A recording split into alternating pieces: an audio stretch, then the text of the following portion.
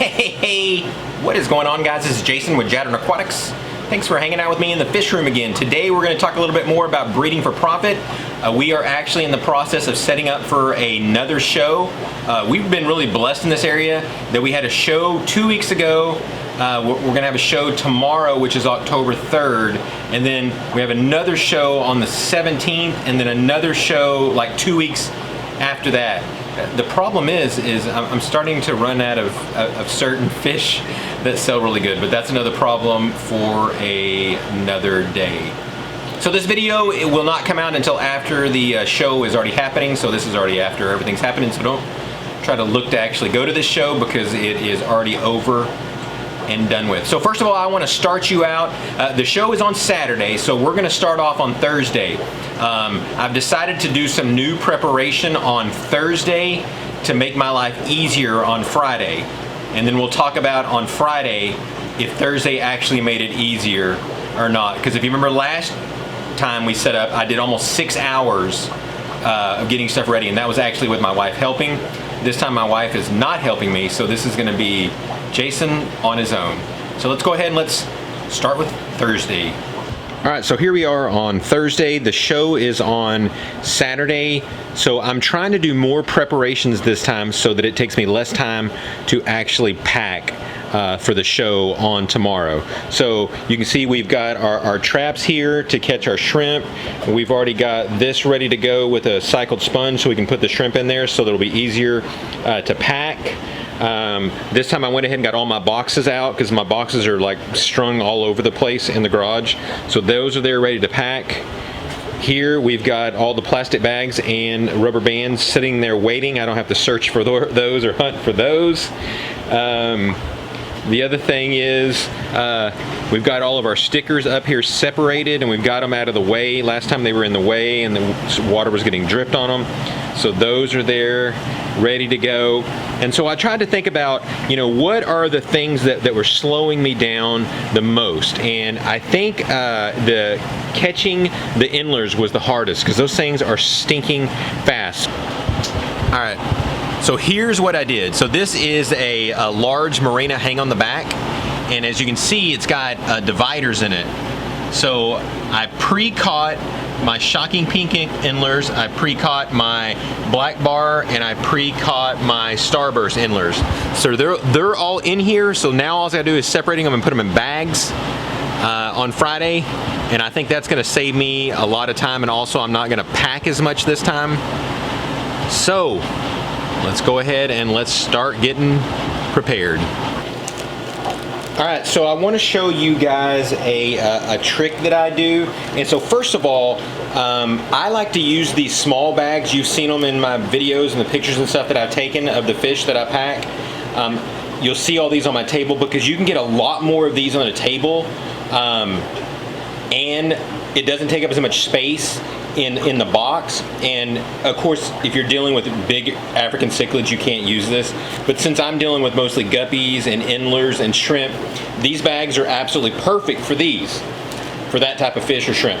The problem is when you look at them, the way to get the fish in here is very, very small, so it's very, very difficult to get the fish in here. And so what I like to do is I like to take these cups like this, and I pre-catch all of my fish.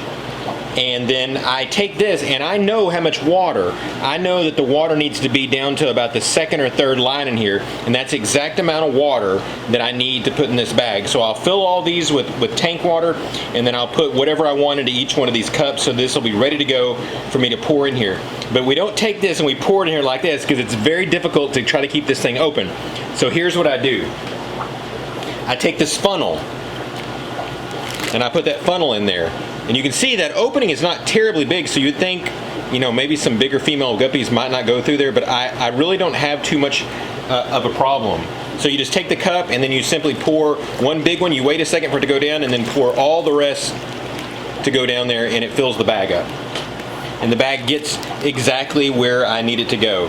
And if there is a fish that's actually stuck in there, I literally put my mouth up here, and it's on the back, and when it's on the bag, and I just blow real hard and it shoots the fish out. I don't know if it's the greatest for the fish, but whatever. It works and it gets the fish in here.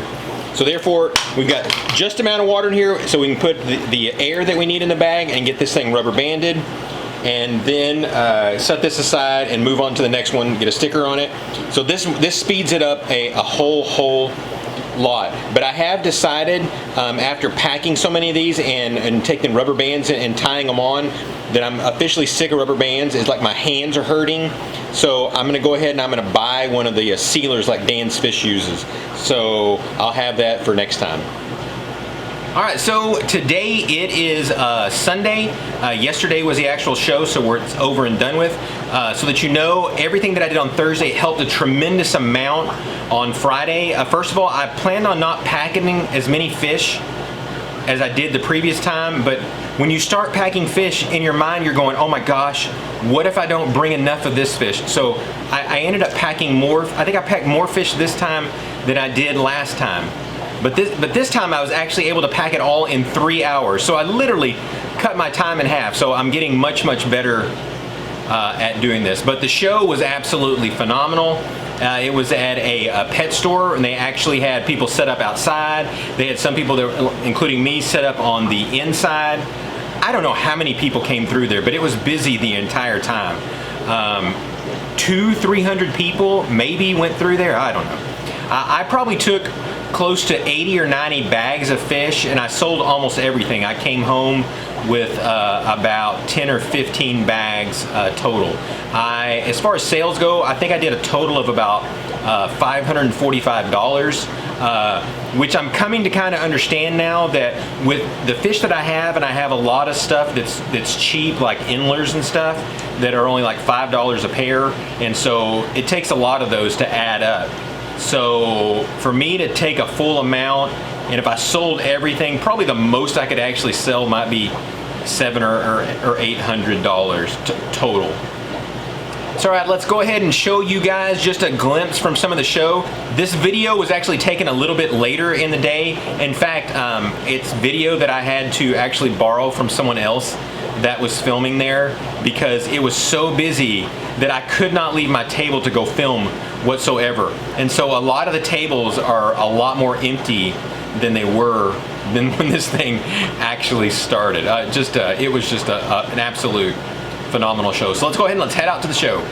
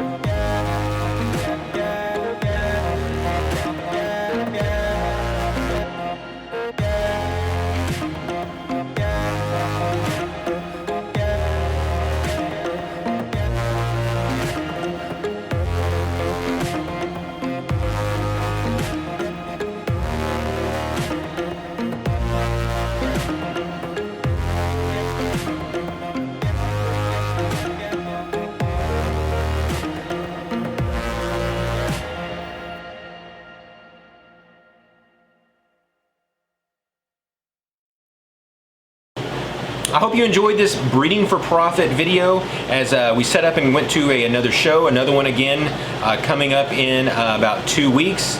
So So hopefully I'll get it even faster packing for the show, because I know when I can get it done in less than 3 hours, I feel a whole lot better when I come out here to do it.